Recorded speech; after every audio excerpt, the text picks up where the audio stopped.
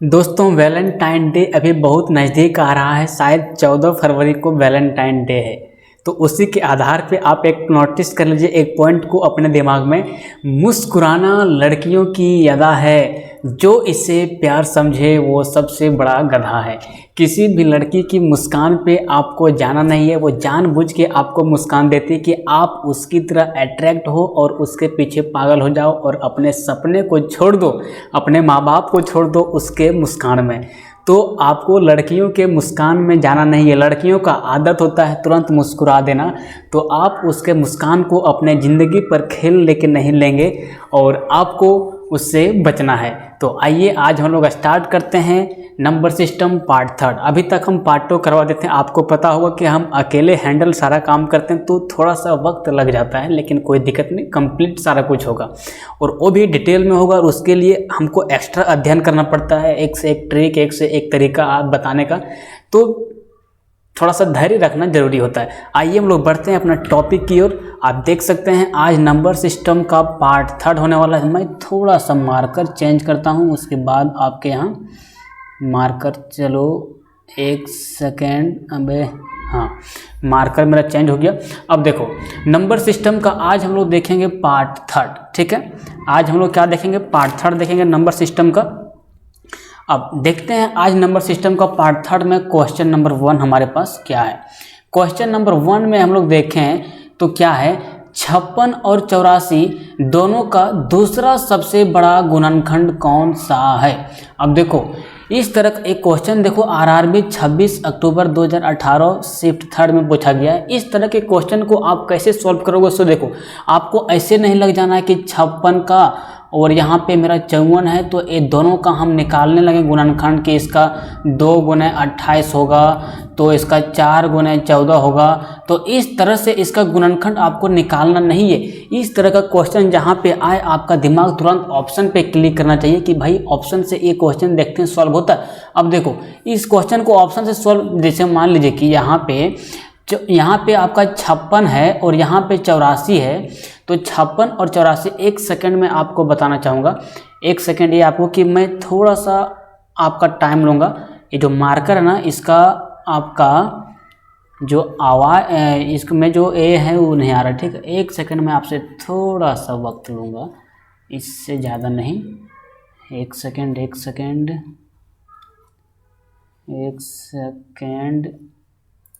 और एप्लीकेशन यहाँ नहीं है भैया, यहाँ नहीं है, और एप्स यहाँ पे। थोड़ा सा मैं आपका टाइम लूँगा। यहाँ पे जो इस पे मार्कर पे आ नहीं रहा है ना कर्सर हाइलाइटर, ठीक है। हाँ अब कोई दिक्कत नहीं है, अब आपके पास मैं तुरंत पुनः हाजिर होता हूँ। देखिए हाँ ये है ना, तो आपको अभी क्या हम बताए थे कि 56 और 84 जो भैया आपके पास यहाँ पे है, इस 56 और 84 का आपको गुणनखंड निकालने के लिए बैठना नहीं है, सीधा आपको ऑप्शन से क्लिक करना है। जैसे मान लीजिए कि यहाँ पे आपका 56 है और यहाँ पे आपका 84 है, तो तुरंत आप ऑप्शन में देखो कि जिसका मान लीजिए कि इसका कोई गुणनखंड रहेगा, आपको बोलेगा मान लीजिए कोई संख्या आपका 8 है, तो 8 का गुणनखंड अगर आपको ऑप्शन में देगा 2 4 6, तो आप नहीं बोलोगे कि 2 जो है सो 8 जो है सो 2 से कट रहा है, मतलब 2 इसका गुणनखंड है। 8 जो है सो 4 से कट रहा है, मतलब ये इसका गुणनखंड है। 8 जो है सो 6 से नहीं कट रहा है, मतलब 6 इसका गुणनखंड नहीं है। तो इसी तरह से आपको यहाँ देखना है कि 56 और 84 है, तो इसका जो सबसे बड़ा गुणनखंड है, मतलब जो भी गुणनखंड होगा वो कटेगा 84 से और 56 से अवश्य कटेगा। अब ऑप्शन को मिलाते हैं। देखो 24 से आपको बात करें तो क्या 56 कट रहा है, नहीं कट रहा है। 24 दूना 48 होता है, बाकी में आपका बच जाता है 8 से, तो ये कटेगा नहीं। अब ऑप्शन नंबर बी देखते हैं, तो 14 में क्या देखते हैं हम लोग कि 14 चक 56 और 14 छक 84, 14 चक 56, और यहीं से हम देखते हैं कि 14 छक होता है 84, 14 छक कितना होता है भैया, होता है 84। तो देखो ऑप्शन नंबर बी में देख लिए कि 14 छक 56 14 84, लेकिन और भी हमको ऑप्शन चेक करना पड़ेगा। हो सकता है वो ऑप्शन से ये कट जाए और वही सबसे बड़ा गुणनखंड हो जाए, क्योंकि यहाँ पे बोल रहा है कि सबसे बड़ा गुणनखंड कौन सा होगा। तो 18 से चेक करते हैं, 18 से क्या 56 कट रहा है, नहीं। आप बोलोगे 18 या 54 होता है, बाकी हाथ में शेष 2 बच जाता है, तो ये कटेगा नहीं। 23 से देखते हैं तो 23 दूना 46 होता है, और बाकी हाथ में 10 शेष बच जाता है, तो ये भी नहीं होगा। तो 56 और 84 का दोनों का दूसरा सबसे बड़ा गुणनखंड कौन होगा मेरे दोस्त? तो ऑप्शन नंबर बी होगा 14। इस तरह से दिमाग आपका वहां पे करंट की तरफ भागना चाहिए क्वेश्चन में, आपको समझाने के लिए इतना दिमाग लगा रहे हैं। वैसे तुरंत हम चेक कर लेते हैं 18 से 56 कट रहा नहीं कट रहा है। 18 से कोई संख्या कट रहा है मतलब अगर वो 3 से और 9 से भी कटना चाहिए, तो 3 से 56 नहीं कटेगा, 6 5 11 होता है, 11 3 से नहीं कट रहा तो ये 18 से भी नहीं कटेगा। तो इस तरह से आपको एकदम मल्टी डायमेंशनल सोचना पड़ेगा मैथ के दुनिया में, तभी आपसे क्वेश्चन फास्टली सॉल्व होगा। अब देखते हैं हम लोग आगे का क्वेश्चन क्या बोलता है। आगे का क्वेश्चन है कि निम्नलिखित में से कौन सी संख्या के गुणनखंडों की संख्या सम संख्या होगी। आपको हम बता दें गुणनखंडों के, ये आपका नंबर सिस्टम है, और यहाँ से एक क्वेश्चन कंफर्म देखिए ये भी आया है आपका शिफ्ट 2 में आरआरबी ग्रुप डी एग्जाम 17 दिसंबर का। देखो गुणनखंड निकालने का क्या होता है तरीका, सो आपको मैं बताता हूँ। जैसे कि मान लीजिए आपको दे देगा 8 का बोलेगा भैया गुणनखंड निकालो, तो आप बोलोगे कि 8 का गुणनखंड देखो 1 होगा क्योंकि 1 से 8 कटता है, इसका गुणनखंड 2 होगा क्योंकि ये 2 से कटता है, 4 भी होगा क्योंकि ये 4 से कटता है, और 8 भी होगा क्योंकि 8 से कटता है। तो इसको निकालने का कोई तरीका होता होगा ना भैया, तो देखो इसको निकालने का तरीका क्या होता है। सो 8 को जो हमारा यहाँ पे 8 है, इसको हम लिख सकते हैं 2 के पावर क्यूब। 2 के पावर क्यूब लिखेंगे तो 2 दूना 4 दूना 8 हो जाएगा।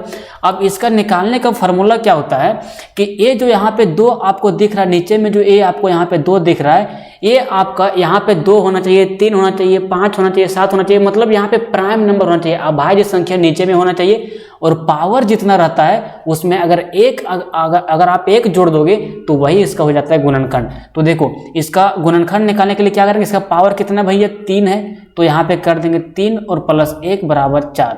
तो 8 का गुणनखंड कितना निकल गया 4। देखो इसको जोड़ के देखो, 1 गुणनखंड, 2 गुणनखंड, 3 गुणनखंड और 4 गुणनखंड निकला। तो ये होता है तरीका निकालने का, जितना पावर होता है उसमें 1 जोड़ देते हैं तो ये आपका निकल जाता है गुणनखंड।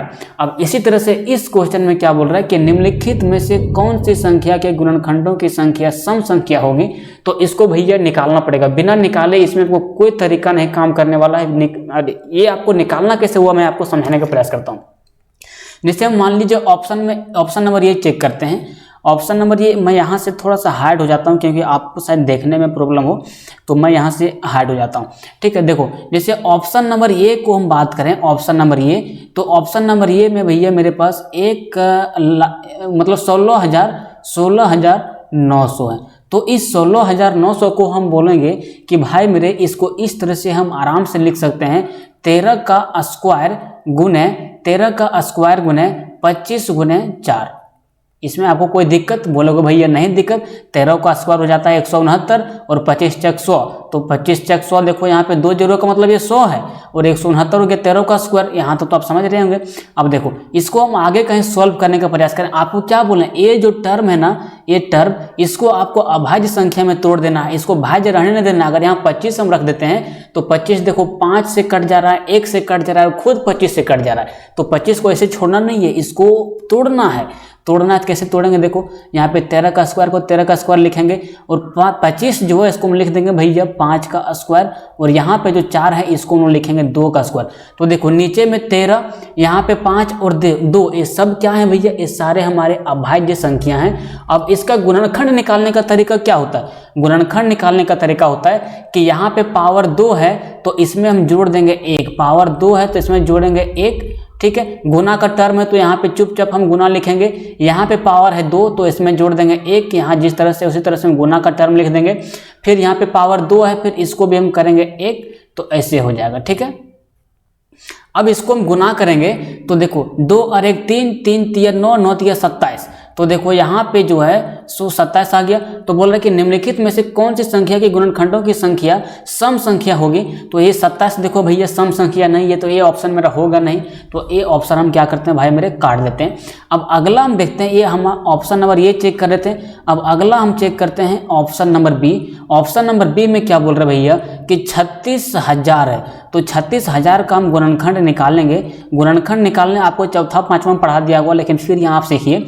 देखो 36,000 को कैसे तोड़ेंगे, इस 36 को हम लिखेंगे 6 का स्क्वायर गुने, और ये 1,000 है 1,000, तो इसको हम लोग तोड़ देंगे कैसे, 125 गुने 8 लिख सकते हैं 1000 को? तो बोलोगे हाँ भाई लिख सकते कोई दिक्कत नहीं। अब देखो यहाँ पे जो 6 का स्क्वायर है इसको हम लोग लिख सकते हैं ऐसे 3 गुना 2 और इसका टोटल का स्क्वायर, ठीक है। और यहाँ पे 125 है तो इसको हम लोग लिख सकते हैं 5 का क्यूब, और यहाँ पे 8 है तो इसको हम लोग लिख सकते हैं 2 का क्यूब। बोलोगे हाँ भाई इसे लिख सकते हो। अब देखो ये जो यहाँ पे 3 का स्क्वायर है इसको हम 3 का स्क्वायर छोड़ देते हैं, कोई दिक्कत नहीं। यहाँ पे गुना का टर्म है, गुना का टर्म लिख देते हैं।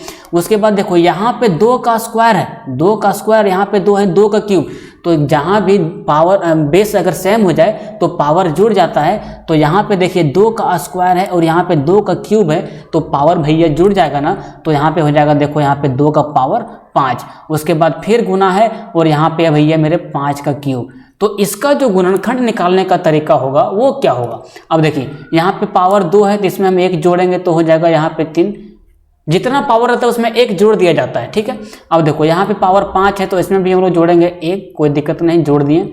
और यहाँ पे पावर 3 है तो इसमें भी हम लोग जोड़ देंगे 1, ठीक है। तो देखो 3 5 3 15 15 15 चक 60 हो गया ना। हाँ देखो यहाँ पे 2 और 1 3 3 3 छक हो गया 18 और 18 चक हो गया भैया 72। अब देख लेना 36,000 का गुणनखंड करके देखना 72 को इसका गुणनखंड निकलेगा। पहला देखो 2 + 1 3, 3 छक 18 और 18 छक 72 होता है। तो देखो ऑप्शन नंबर बी में हमको क्या बता रहा है कि बोल रहा है कि निम्नलिखित में से कौन सी संख्या के गुणनखंडों की संख्या सम संख्या होगी। तो देखो 72 एक सम संख्या है। सम संख्या का मतलब क्या होता है? जिस संख्या के अंत में 0 2 4 6 8 ये सब रहे वो संख्या सम संख्या कहलाता है। तो देखो इसके लास्ट में 2 है तो ये सम संख्या हो जाएगा। तो इस तरह से हम कह सकते हैं कि ऑप्शन नंबर बी मेरा सही आंसर होगा। ऑप्शन नंबर सी और ऑप्शन नंबर डी को हम चेक नहीं करेंगे क्योंकि मेरा ऑप्शन नंबर बी सेटिस्फाई हो गया। तो निम्नलिखित में से कौन सी संख्या के गुणनखंडों की संख्या सम संख्या होगी? तो इसका होगा ऑप्शन नंबर बी 36,000। अब फिर से मैं यहाँ पे पधार देता हूँ आपके सामने। अब आगे देखते हैं क्वेश्चन नंबर 3 पे। ये आपका था क्वेश्चन नंबर 2, ठीक है। अब आते हैं हम लोग क्वेश्चन नंबर 3 की ओर। क्वेश्चन नंबर 3 में भैया क्या है इसको हम लोग देखने का प्रयास करते हैं। देखो इस क्वेश्चन को समझने का प्रयास करना थोड़ा सा कॉम्प्लिकेटेड कर दिया, घुमा के क्वेश्चन पूछा। वह न्यूनतम धनात्मक पूर्णांक ज्ञात कीजिए। न्यूनतम मतलब सबसे छोटा और धनात्मक का मतलब पॉजिटिव और नेगेटिव में नहीं होना चाहिए। पूर्ण संख्या n जिसके n का मतलब ये जो यहाँ नीचे लिखा हुआ ना 420 240 480 360 यही सबको n बोला गया। जिसके 24 विभाजक नहीं है। 24 विभाजक का विभाजक व गुणनखंड एक ही होता है। भैया आपको बोलेगा 8 का विभाजक निकालो तो आप क्या बोलोगे कि 8 का विभाजक 1 होगा 2 होगा 4 होगा। यही आपको बोलेगा 8 का गुणनखंड निकालो तो आप क्या बोलोगे 1 होगा 2 होगा 4 होगा। गुणनखंड और विभाजक एक ही होता है, ये बात आपको नोटिस कर लेना है, ठीक है। अब देखो वह न्यूनतम धनात्मक पूर्ण संख्या n जिसके 24 विभाजक हों और उसमें 1 तथा n दोनों शामिल हो। जैसे हम आपको बोलें कि 8 का भैया आप निकालो, 8 का एग्जाम्पल आपको इसलिए दे रहा है ना कि आपको समझ में आए। कोई भी चीज़ को जब तोड़ के समझा जाता है तो वो चीज़ आसानी से समझ में आता है। अब देखो 8 का गुणनखंड हम करना चाहते हैं तो इसका गुणनखंड देखो एक तो 1 कन्फर्म होगा और एक 8 कन्फर्म होगा। इसी तरह से बोल रहा है कि ये जो संख्या n है उसमें 1 कन्फर्म होगा और n कन्फर्म होगा, मतलब दोनों को लेकर बात कर रहा है। तो देखो यहाँ पे वह न्यूनतम धनात्मक पूर्ण संख्या n जिसके 24 विभाजक नहीं है।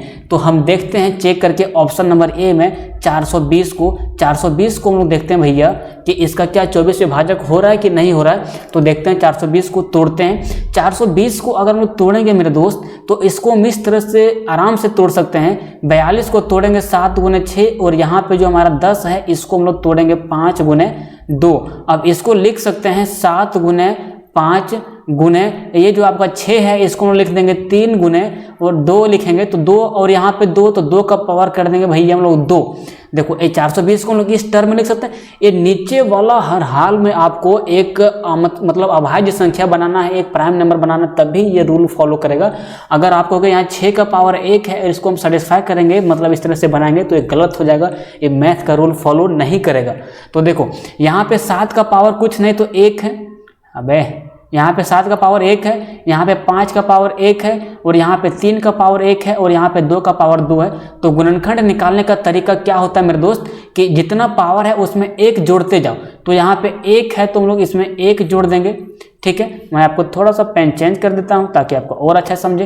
एक देखो यहाँ पे 1 है तो प्लस में यहाँ करेंगे तो 1 जोड़ दिए।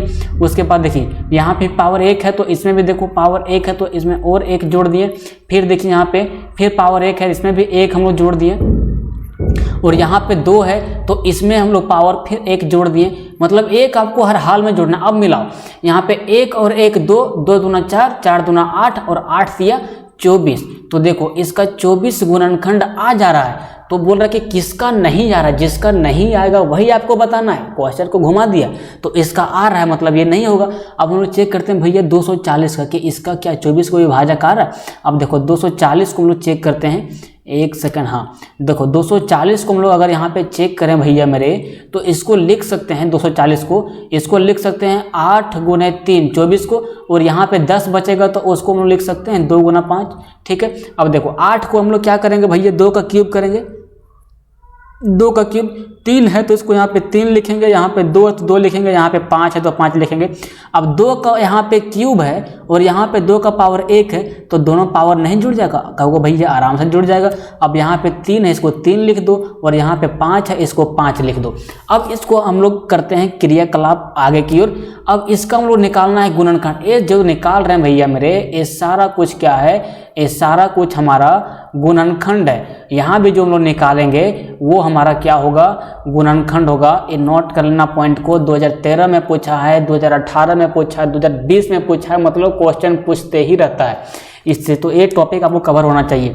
अब देखो इसका निकालने के लिए क्या करना पड़ेगा, यहाँ पे देखो 4 है तो 4 को 4 उतार दिए, प्लस हम लोग को एक काम करना होता है, एक करना होता है। एक क्यों करते हैं, क्योंकि ये जो एक आपको आ जा रहा है ना, इसीलिए हम लोग एक करते हैं। कोई भी संख्या 5 लो, 7 लो, 9 लो, 10 लो, 11 लो, 12 लो, उसका एक गुणनखंड 1 होता है, इसीलिए हम लोग प्लस 1 करते हैं। तो देखो यहाँ पे हमारा पावर 4 है तो इसमें हम लोग 1 जोड़ देंगे। उसके बाद यहाँ पे 3 का पावर 1 है तो इसमें भी हम लोग 1 जोड़ेंगे। तो यहाँ ऐसे हो गया।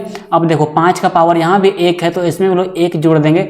अब इसको हम लोग चेक करके देखते हैं भैया कि इसका गुणनखंड की संख्या कितना निकलता है। तो 4 और 1 5, 5 दूना 10 और 10 दूना 20 निकल रहा है। तो इसका टोटल गुणनखंडों की संख्या 20 निकल रहा है। लेकिन बोल रहा है कि इसमें क्वेश्चन में भी यही बात बोल रहा है कि किस में जो है 24 को विभाजक नहीं है। तो देखो 420 में तो मेरा 24 को विभाजक निकल गया, और 240 का चेक इसमें 20 विभाजक निकला, मतलब 4 विभाजक इसमें घट रहा है। तो ऑप्शन नंबर बी हमारा सही उत्तर होगा।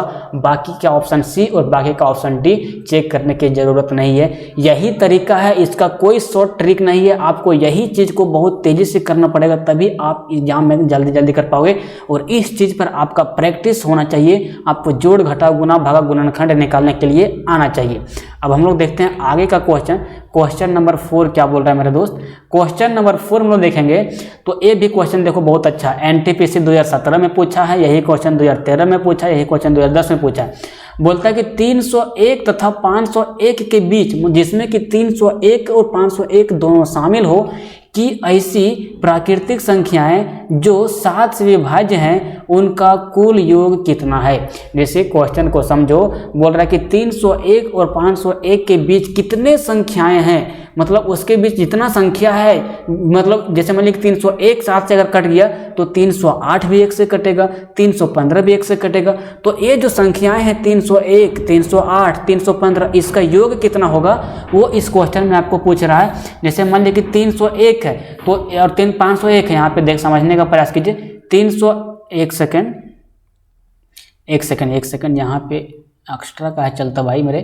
301 है और यहाँ पे आपका कितना भैया 501 है। तो इसके बीच में जो मान लीजिए कि 301 मेरा अगर 7 से कट रहा है तो आगे का संख्या होगा मेरा 308, आगे का संख्या होगा मेरा 315, आगे का संख्या से चलते चलते 501 तक जाएगा। तो इस सारे संख्या का 301 प्लस 308 प्लस 315 प्लस 322 प्लस 327, ये सारे का योग हमको निकालने के लिए बोल रहा है, मतलब सबका मतलब कि जोड़ निकालने के लिए बोल रहा है। तो इस क्वेश्चन को देखो सॉल्व करने का सबसे फर्स्ट तरीका क्या होता है, इसमें हमको सबसे पहले चेक करना पड़ेगा कि 301 और 501 क्या 7 से विभाज्य हो रहा है। तो आप कहोगे भैया 301 मेरा 7 से विभाज्य होगा, क्योंकि 7 चक 28 होगा, 7 चक 28 फिर बचेगा 2 1 तो 7 या 21। तो 301 जो हमारा है सो मेरा 7 से डिवाइड है। तो हम फर्स्ट टर्म जो है, फर्स्ट टर्म को लोग बोलते हैं ये, तो ए बराबर हम लोग मान लेंगे 301 और लास्ट टर्म को हम लोग मान लेते हैं n। तो लास्ट टर्म को हम लोग देखते हैं जो 501 हमारा है ये 7 से क्या कटता है, तो 7 7 49, 7 7 7 501 ना, 501 7 7 49 और 1 1। देखो 501 जो हमारा है भैया, ये जो 501 हमारा है, ये हमारा 501 7 से क्या कटता है देखते हैं एक बार हम लोग चेक करके। 501 जो है सो 7 से देखो नहीं कटेगा, 7 7 49 होगा, फिर बचेगा हमारा 1 1, तो 11 7 से कहाँ कटता है, तो इससे छोटा वाला ऐसा संख्या लेना पड़ेगा जो 7 से कट जाए। अब देखो 7 7 49 1 1 7 1 7, बाकी यहाँ पे मेरा 4 बच जाता है शेष। अगर हम 501 को 7 से डिवाइड करते हैं तो 71 बार में कटता है और हमारा शेष 4 बच जाता है। कितना शेष बचता है, 4। तो 501 में अगर 4 घटा देंगे तो वो संख्या हमारा 7 से आराम से डिवाइड हो जाएगा। तो उसी तरह से देखते हैं, फिर से अपना फेस को यहाँ से हटा देते हैं ताकि आपको समझने में दिक्कत ना हो। अब 4 हमको घटाते हैं, 501 में हम लोग भैया 4 को घटा देंगे तो मेरा बचेगा कितना मेरे दोस्त, बचेगा मेरा 497। तो लास्ट टर्म जो है मेरा ये 497, ये हमारा कितना से डिवाइड भैया, 497 से डिवाइड। अब देखो ए हमारा निकल गया, ए एन निकल गया, मतलब सबसे लास्ट टर्म। और इन जैसे कोई भी संख्या हो हमारा 301 308 315, इसका एक फार्मूला होता है टोटल का योग निकालने का। टोटल योग निकालने का एक फार्मूला होता है, क्या होता है भैया, मतलब होता है फर्स्ट संख्या प्लस सेकेंड संख्या, ठीक है। फर्स्ट संख्या प्लस सेकेंड संख्या बटा होता है कितना, 7, और गुणे जितना टोटल संख्या हो जाएगा, फर्स्ट संख्या गुणे सेकेंड संख्या, फर्स्ट संख्या गुणे लास्ट संख्या बटा 7, और गुणे जितना भी टोटल इसमें संख्या है, जितना भी टर्म है, तो टोटल जैसे मान लीजिए कि 301 308 315 323 तो 322, तो इसमें जितना भी संख्या टोटल होगा, जिसे आपको दिखाने का प्रयास करते हैं, इसका टोटल संख्या निकालने का फॉर्मूला क्या होता है, सबसे लास्ट टर्म जैसे कितना संख्या 7 से डिवाइड हो रहा है उसका निकालने का जो फार्मूला, तो मतलब टोटल पदों की संख्या निकालने का हम लोग का फार्मूला होता है सबसे लास्ट टर्म और सबसे फर्स्ट टर्म। जैसे सबसे लास्ट टर्म 497 मेरा 7 से कट रहा है और सबसे फर्स्ट टर्म मेरा 301 7 से कट रहा है, तो इसको इतना से निकाल के माइनस करके और हम लोग 7 से देते हैं भागा। कितना से देते हैं भागा भैया, 7 से, तो हमारा टोटल पद निकल जाता है। तो 497 में अगर हम 301 अगर घटा दें तो कितना बच जाएगा मेरा, बच जाएगा मेरा 100 बचेगा भैया मेरा 96। कितना बचेगा, 196, और 196 को अगर 7 से भागा दें तो कितना हो जाता है, 7 दूना 14 हो जाता है, 7 दूना 14 हो जाता है, 5 7 8 56 हो जाता है, ठीक है, 7 8 56 हो जाता है। तो हमारा टोटल टर्म जो आता है भैया, एक सेकंड कहीं तो मिस्टेक नहीं हो रहा है ना गुना भागा करने में, तो मेरा जो टोटल टर्म आता है वो आ जाता है 28। तो इसको हम लोग गुना कर देंगे 28 से, ठीक है। अब देखो हमारा फर्स्ट टर्म 301 है और हमारा लास्ट टर्म 497 है, तो इसको हम लोग जोड़ते हैं 301 प्लस 497, ठीक है, बटा 7 और गुने करेंगे हम लोग 28। तो 7 चक सीधा 28 कट जा रहा है। अब देखो 7 और 1 8 चक 32, ये कहीं पे मिस्टेक हो रहा है गुना भाग करने में, क्या कहीं पे शायद मिस्टेक इसमें हो रहा है लगता है, नहीं तो आंसर मैच तो कर जाना चाहिए भैया मेरे, ठीक है। 29 एक सेकेंड कहीं पे लगता है मिस्टेक हो रहा है क्या, 28 29 और यहाँ पे 1 और 1 2 9 2 18। एक क्वेश्चन जो है सो लगता है शायद कहीं पे कैलकुलेशन मिस्टेक हो रहा है, तो इसको हम लोग थोड़ा सा बाद में देखते हैं। क्वेश्चन नंबर 4 को, इसको हम देख लेंगे कल का क्लास में जब हमको कल बताएंगे। ये शायद कहीं कैलकुलेशन मिस्टेक हो रहा है या फिर ऑप्शन में कहीं दिक्कत होगा, ठीक है। अब हम लोग देखते हैं थोड़ा सा आगे का क्वेश्चन क्या बोल रहा है। आगे का क्वेश्चन है भैया क्वेश्चन नंबर 5 में कि निम्नलिखित में से कौन सी संख्या के गुणनखंडों की संख्या सम संख्या होगी। देखो गुणनखंड से इसमें ज़्यादा क्वेश्चन आपको आ रहा है। अब यहाँ पे देखना हमको सब चेक करना पड़ेगा कि निम्नलिखित में से कौन सी संख्या के गुणनखंडों की संख्या सम संख्या होगी। तो इसको हमको सबका गुणनखंड निकालना पड़ेगा। हमारा फेस यहाँ पे शायद हाइड होगा, कोई दिक्कत नहीं है। देखो 16,900 यहाँ पे है भैया, तो इसका हमको गुणनखंड निकालना पड़ेगा 16,900 को। तो 16,900 का गुणनखंड कैसे निकालेंगे, इस 169 को हम लिख देंगे 13 का स्क्वायर, और यहाँ पे जो 100 है उसको हम लिखेंगे 25 गुने 4, ठीक है। ये आपका है ए नंबर चेक किए हैं। तो इसमें देखते हैं कि सम संख्या इसमें बोल रहा है कि इसका गुणनखंड होगा। इसको निकालने के लिए क्या करना पड़ेगा, 13 का स्क्वायर को हम लोग 13 का स्क्वायर लिखेंगे और यहाँ पे हमारा 25 को लिखेंगे 5 का स्क्वायर और यहाँ पे 4 को लिखेंगे हम लोग 2 का स्क्वायर।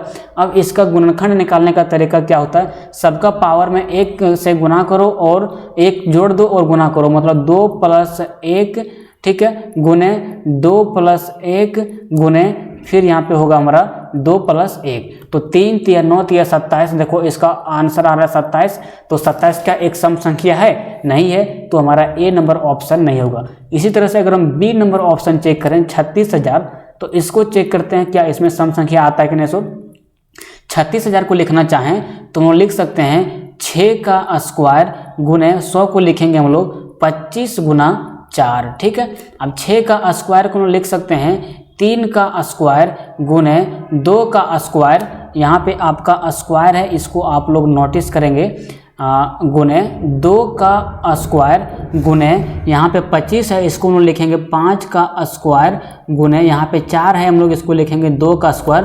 तो 3 का स्क्वायर को हम लोग 3 का स्क्वायर बैठा देते हैं, कोई दिक्कत नहीं। 2 का स्क्वायर यहाँ पे, 2 का स्क्वायर यहाँ पे, इसको हम लोग करेंगे 2 का पावर 4 और 5 का स्क्वायर को हम लोग करेंगे 5 का स्क्वायर। अब गुणनखंड निकालने का तरीका क्या होता है, पावर में 1 जोड़ो और गुना करो। यहाँ पे पावर 2 है तो इसमें हम लोग 1 जोड़ेंगे और गुना करेंगे, ठीक है। पावर 4 है, इसमें लोग 1 जोड़ेंगे और क्या करेंगे भैया, गुना करेंगे। यहाँ पे पावर 2 है, इसमें भी हम लोग 1 जोड़ेंगे और क्या करेंगे, गुना करेंगे। तो 3 × 5 = 15, 15 × 45। तो देखो यहाँ पे 45 आ रहा है, क्या ये एक सम संख्या है? 3 × 5 = 15, 15 × 45, 45 एक सम संख्या नहीं है ना, तो ए आपका ऑप्शन नहीं होगा। ऑप्शन नंबर बी भी हमारा कट जाएगा। अब हम लोग चेक करते हैं ऑप्शन नंबर सी को, हम लोग ऑप्शन नंबर ए को मिटा देते हैं क्योंकि ऑप्शन नंबर ए को हम लोग चेक कर चुके हैं। ऑप्शन नंबर सी में अब हम लोग चेक करते हैं 28,900 को। इसको मैं थोड़ा सा रेड मार्कर से आपको बताने का प्रयास करता हूँ। ऑप्शन नंबर सी में हमारा भैया है 28,900। अब 28,900 को चेक करते हैं तो इसको क्या लिख सकते हैं, इसको हम लिख सकते हैं 17 का स्क्वायर 289 को, और ये जो आपको यहाँ पे 100 दिख रहा है इसको हम लिख सकते हैं 25 × 4, ठीक है। अब देखो इसको 17 का स्क्वायर लिख दिए, 25 को हम लिख देंगे भैया 5 का स्क्वायर और 4 को हम लिख देंगे 2 का स्क्वायर। तो देखो इसको हम लोग निकालते हैं इसका पावर, तो इसका गुणनखंड, तो यहाँ पे 2 × 1 2 + 1 हो जाएगा 3, फिर यहाँ पे 2 + 1 हो जाएगा 3 और यहाँ पे 2 + 1 हो जाएगा 3। तो इसका 3 × 9 = 27 हो जाता है। ए भी हमारा ऑप्शन नहीं होगा, तो ऑप्शन नंबर सी भी हमारा कट गया। अब अगला ऑप्शन को हम लोग चेक करके देखते हैं, ये हम इसको मिटा देते हैं। उसके बाद अब हम लोग अगला ऑप्शन चेक करके देखेंगे। अगला ऑप्शन मेरा क्या है भैया, अगला ऑप्शन है 625 पर 2 0। तो अगला हम लोग चेक करके देखते हैं 625 पर 2 0। तो इसको कैसे लिखेंगे, तो इसको लिखेंगे भैया हम लोग 25 का स्क्वायर इंटू 100 को हम लोग लिख देंगे भैया 25 × 100। अब देखो यहाँ पे है 25 का स्क्वायर, यहाँ पे है 25, तो इसको हम लोग लिख सकते हैं 25 का स्क्वायर को लिख सकते हैं, इसको लिख देंगे भैया 5 का पावर 4। एक सेकेंड, इसको हम लोग इसको लिखेंगे लोग 5 का पावर 4। इस 25 के स्क्वायर को हम लोग 5 का पावर 4 लिख सकते हैं और इस 25 को हम लोग 5 का स्क्वायर लिख सकते हैं और इस यहाँ पे 2 का स्क्वायर इसको लिख सकते हैं। अब देखो 4 और 2 पावर कितना हो गया भैया, 5 6 हो गया और यहाँ पे 2 का पावर 2 हो गया। अब इसको हम लोग चेक करते हैं, इसमें हम लोग गुना करते हैं, एक जोड़ते हैं 1 6 + 1 और यहाँ पे जोड़ते हैं 1, मतलब 2 + 1 3। तो 6 और 1 7, 7 या 21 हो जाता है, 7 या 21 हो जाता है। तो ए भी हमारा ऑप्शन नहीं होगा, ऑप्शन नंबर डी भी हमारा नहीं होगा। ये कहीं पे कैलकुलेशन मिस्टेक हो रहा है क्या इसमें, तो ऑप्शन कोई ना कोई होना चाहिए। 2 क्वेश्चन में ऐसा कन्फ्यूजन हो रहा है। तो 289 का 36,000 का, ये 36,000 में हमको कन्फ्यूजन आ रहा है, इसको एक बार चेक कर लेते हैं। 36,000 को हम लोग एक बार चेक करते हैं। 36,000 को कैसे चेक करेंगे भैया, इसको लिखेंगे 6 का स्क्वायर और इसको 1000 को लिखेंगे यहाँ पे हम लोग 125 × 8, ठीक है। तो 6 का स्क्वायर को हम लोग लिख देंगे भैया 3 का स्क्वायर इंटू 2 का स्क्वायर और यहाँ पे 125 को लिखेंगे भैया हम लोग 5 का क्यूब और 8 को लिखेंगे यहाँ पे हम लोग 2 का क्यूब। तो देखो यहाँ पे 3 का स्क्वायर और यहाँ पे 2 का पावर हो जाएगा हमारा 5 और यहाँ पे हो जाएगा 5 का पावर 3। तो यहाँ पे देखते हैं लोग 3 छक 18, 18 छक 72। देखो ऑप्शन नंबर यहाँ पे बी हमारा सही होगा। ये हम जानबूझ के गलती कर दिए इसमें लगता है। ऑप्शन नंबर बी हमारा सही उत्तर होगा। देखो 36,000 को यहाँ पे हम 6 का स्क्वायर में तोड़ दिए 36 को, और ये 1000 को लिख दिए 125 गुना 8। अब 6 के स्क्वायर को तोड़ें तो 3 का स्क्वायर गुना 2 का स्क्वायर लिख दिए, और यहाँ पे 125 है तो इसको लिख दिए 5 का क्यूब, और यहाँ पे हमारा 8 है तो इसको लिख दिए 2 का क्यूब। तो 3 का स्क्वायर इंटू यहाँ पे 2 का पावर 2 है, और यहाँ पे 2 का पावर 3 तो जोड़ दें पावर हो गया 5, और यहाँ पे 5 का पावर क्यूब। अब इसका गुणनखंड निकालने का तरीका क्या होता है? गुणनखंड निकालने का तरीका क्या होता है कि पावर में 1 जोड़ो, पावर हमारा 3 हो जाएगा यहाँ पे, फिर जो गुना है इसको गुना करो। 1 सेकंड यहाँ पे मिटाना पड़ेगा ये वाला। फिर यहाँ पे गुना है तो गुना करो, फिर 5 में हम लोग पावर वैल्यू 1 जोड़ो, और यहाँ पे 3 में भी वैल्यू 1 को जोड़ो। तो 3 छक 18, 18 छक 72, 72 एक सम संख्या है, तो बिल्कुल एक सम संख्या है। तो ऑप्शन नंबर बी सही होगा। निम्नलिखित में से कौन सी संख्या के गुणनखंडों की संख्या सम संख्या होगी? तो ऑप्शन नंबर बी। आपको गुणनखंड के ऊपर पूरा अच्छा से पकड़ बना लेना चाहिए, ताकि आपको जैसे क्वेश्चन आए आप इसको आसानी से सॉल्व कर पाएँ। अब हम लोग देखते हैं आगे की क्वेश्चन। इतना आसान क्वेश्चन, ये आपका क्वेश्चन नंबर था 5 शायद ना, ये आपका क्वेश्चन नंबर 5 था। अब देखते हैं हम लोग क्वेश्चन नंबर 6। इस क्वेश्चन में देखो क्या बोल रहा है, यदि x एक सम संख्या है तो अगली विषम संख्या क्या होगी? इसको एग्जाम्पल की तरह से समझो तब आपको समझ में आएगा। मान लीजिए आपको बोले कि भैया 4 एक सम संख्या है, तो इसके बाद जस्ट बाद अगली विषम संख्या कौन सी होगी? तो आप नहीं बोलोगे कि 4 तो एक सम संख्या है, अगर हम इसमें 1 जोड़ दें तो ये विषम संख्या हो जाएगा। तो उसी तरह यहाँ पे बोल रहा है कि यदि x एक सम संख्या है तो अगली विषम संख्या क्या होगा? तो अगली विषम संख्या क्या होगा? x + 1 होगा। ये सबसे आसान क्वेश्चन था। अब हम लोग देखते हैं आगे की ओर, आगे क्या कर रहा है। एक क्वेश्चन थोड़ा सा, ये भी क्वेश्चन आसान है, कोई दिक्कत नहीं है।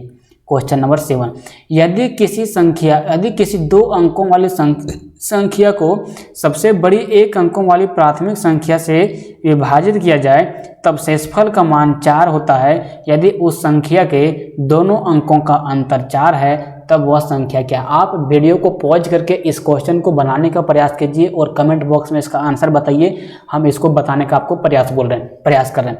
देखो बोल रहे हैं कि यदि किसी इसको ऑप्शन से कैसे बनाना है। यदि किसी 2 अंकों की संख्या को सबसे बड़ी 1 अंकों वाली प्राथमिक संख्या से भागा दिया जाए। प्राथमिक संख्या का मतलब प्राइम नंबर। प्राइम नंबर का मतलब क्या? जिसका 2 ही गुणनखंड हो उसे प्राइम नंबर कहते हैं। और बोल किया जाए तब शेषफल का मान 4 बचता है, और यदि उस संख्या के दोनों अंकों का अंतर 4 है तब वह संख्या क्या होगी? देखो ऑप्शन से कैसे कटेगा, कोई ऑप्शन से देखो 7 में 3, यहाँ पे पहले अंतर हम लोग चेक करते हैं। 7 में 3 हम लोग घटाएंगे तो बचेगा 4, तो ये ऑप्शन मेरा हो सकता है। 2 में देखो 5 घटाएंगे बचेगा 3, ये हमारा ऑप्शन 3 बचेगा, ये हमारा ऑप्शन है, इसको काट देते हैं। 5 में 3 घटाएंगे बचेगा 2, देखो तो यहाँ पे हमारा बचना चाहिए 4, ये भी ऑप्शन नहीं होगा। अब ऑप्शन नंबर डी देखते हैं। 9 में 5 घटाते हैं 4, तो ये हमारा हो सकता है, मतलब ऑप्शन नंबर डी और ऑप्शन नंबर ये हमारा हो सकता है।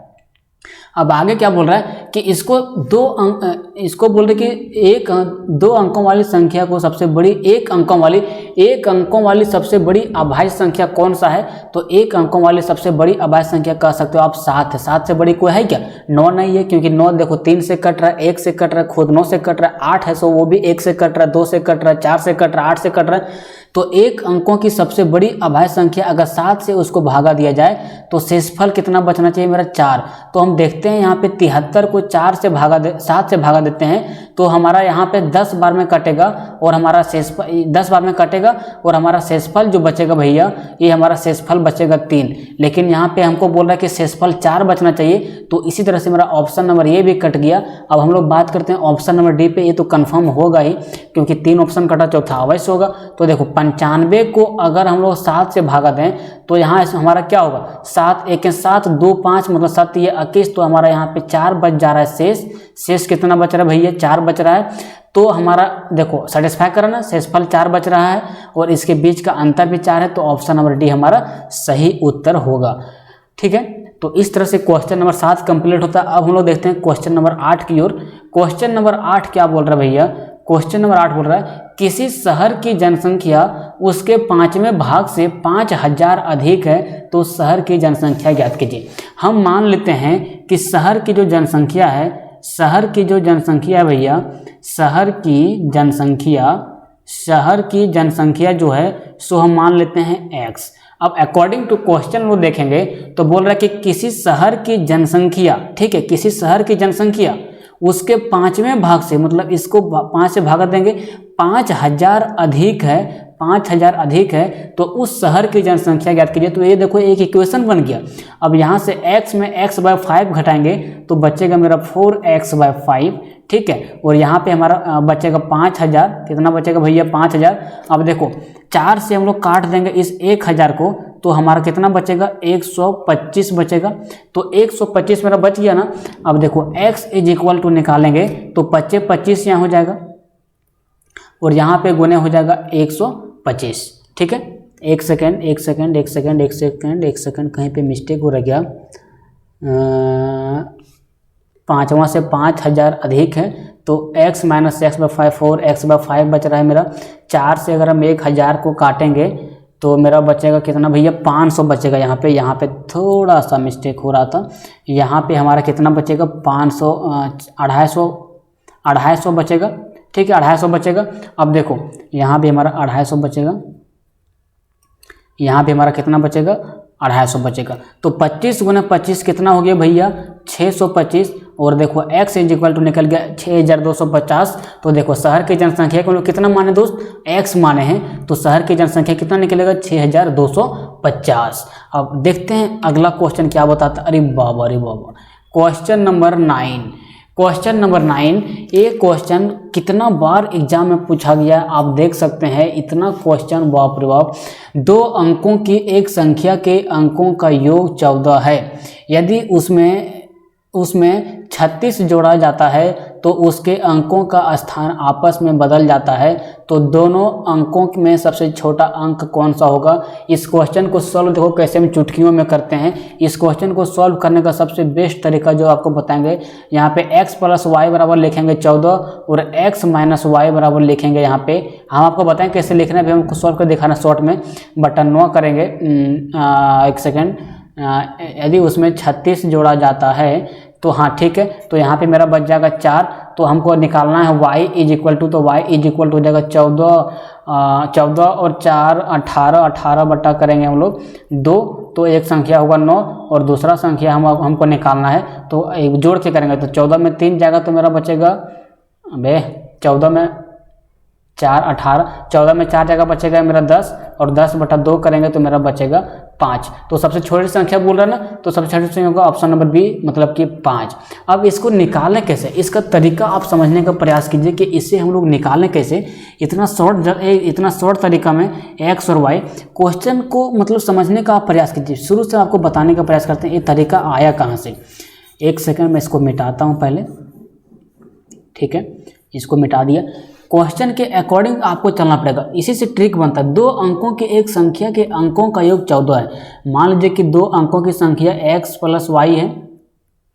बोल रहा है कि इसके अंकों का योग कितना भैया 14 है। यदि उसमें मान लीजिए ये कोई 2 अंकों की संख्या है तो इस संख्या को अगर हमको लिखना रहेगा तो इसको ऐसे हम लिख सकते हैं, ऐसे इसको लिख सकते हैं ऐसे। ये आप बोलोगे कि इसको सीधा x + y लिखेंगे इस संख्या को, तो वैसे नहीं लिख सकते हैं, ठीक है। इसका सही लिखने का तरीका होता है कि इकाई के अंक पर एकदम एक कोई जीरो नहीं होगा, दहाई के अंक पर 1 जीरो होगा, यही तिहाई के अंक पर 2 जीरो होगा। तो ये इसका लिखने का तरीका होता है। बोल रहा है यदि उसमें 36 जोड़ दिया जाए, मतलब ये जो संख्या x y है इसको तो हम इसको इक्वेशन नंबर हम लोग 1 मानते हैं। इसको अगर बोल रहा है कि ये 10x + y जो है इसमें अगर हमारा 36 जोड़ दिया जाए तो ये संख्या पलट जाता है, मतलब x के जगह पे आ जाता है y और y के जगह पे आ जाता है x। तो देखो x के जगह पे हम कर देंगे y और y के जगह पे हम लोग कर देंगे x। ये हम लोग इसको इतना मान लिया। इसको थोड़ा सा सॉल्व करते हैं, एक सेकंड। अब देखो 10x में अगर हम 1x घटाएंगे तो मेरा बचेगा यहाँ पे 9x और y में 10y घटाएंगे तो मेरा बचेगा यहाँ पे 9y और ये 36 इधर जाएगा तो हो जाएगा हमारा -36। अब यहाँ से हम लोग निकालेंगे x - y, तो ये 9 और 9 यहाँ पे जो इधर है कॉमन जाएगा इधर से तो लग जाएगा भागा, तो बचेगा मेरा 4। तो इस तरह से 2 इक्वेशन आता है। ये जो 2 स्टेप आपको बताएं ना, ये 2 स्टेप इसलिए बताएं क्योंकि यहाँ पे देखो 10x और 10x 10x और x है तो यहाँ पे देखो 9y बचेगा, और यहाँ पे y है और यहाँ पे 10y, तो यहाँ पे देखो 9y बचेगा। तो इस तरह से आपको अगर 2 अंकों की संख्या के बारे में बात करें तो आपको सीधा 9 से भागा देना है, जैसे हम 36 में 9 से भागा दिया माइनस करके। तो ये आपको तरीका याद रखना है। अब देखो यहाँ से 2 इक्वेशन हमारा बन गया, x + y = 14 और x - y = -4।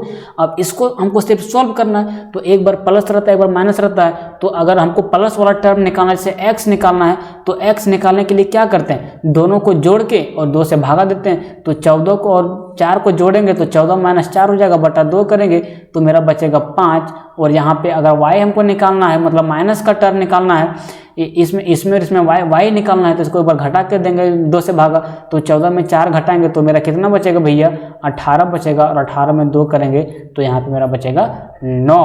तो देख सकते हो आप, इसमें सबसे छोटी संख्या 5 है, सबसे बड़ी संख्या 9 है। तो यहाँ पे बोल रहा है कि दोनों अंकों में सबसे छोटा संख्या कौन सा होगा, तो ऑप्शन नंबर बी होगा इसका सबसे छोटा संख्या। तो आज सिर्फ करते हैं क्वेश्चन नंबर 9 तक, आगे मिलते हैं नेक्स्ट क्लास में। तब तक के लिए जय हिंद, जय भारत।